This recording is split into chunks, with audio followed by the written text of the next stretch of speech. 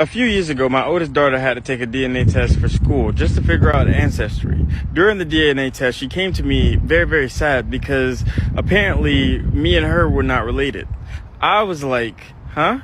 When she told me this, I had to keep a straight face because the immediate shock was just wild. Then I decided to go with her to get a paternity test done. When we got the paternity test done, it was also concluded that I was not her father. At this point, I was shocked. I've had 4 kids with my wife, and she was the oldest, and I needed to see how far this rabbit hole went.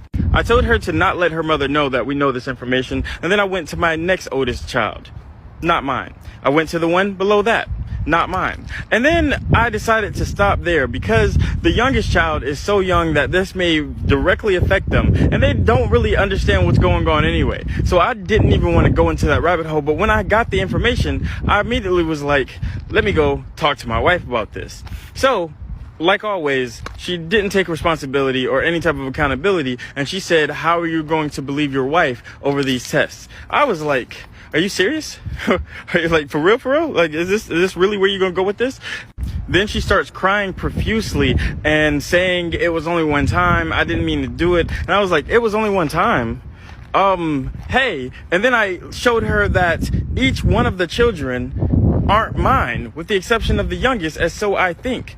That's when it dawned on me that it was one time, multiple times. And then when we looked, each one of the children had different baby fathers. And somehow that made it even worse because it wasn't just one person you was cheating on me with. This is a habitual thing with multiple different people that you probably don't know about. And I'm taking care of their kids. They're my kids. I've raised each and every one of them from a super young age, and they stood by me through this whole situation. But to think that she's not who she said she was, because up until that situation, I thought we had a great marriage. I thought we had a great life. I thought everything was going good. I thought that we were building together and already have built together. She is a stay-at-home mom that works on things that she wants to do. She takes care of the kids. She cooks. She cleans. She does everything that's needed inside of the relationship with me. Yet she didn't tell me that she wanted to go outside of the marriage. She didn't tell me that she wanted to do anything. Anyway, after finding out the information and getting her side of the story, I let her know I would need a couple of space. So I had rented a hotel for a couple of days, and I stayed in it.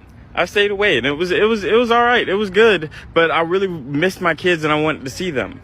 So after a couple of days, I was back inside of the house, but I'm not even gonna lie, I didn't say anything to my wife. I didn't speak to her. She would try to talk to me and I would look away. I would take care of the kids. I would grab the kids, take them to the mall, do different things with them. And everything was just, I was just trying to figure things out. I was just trying to see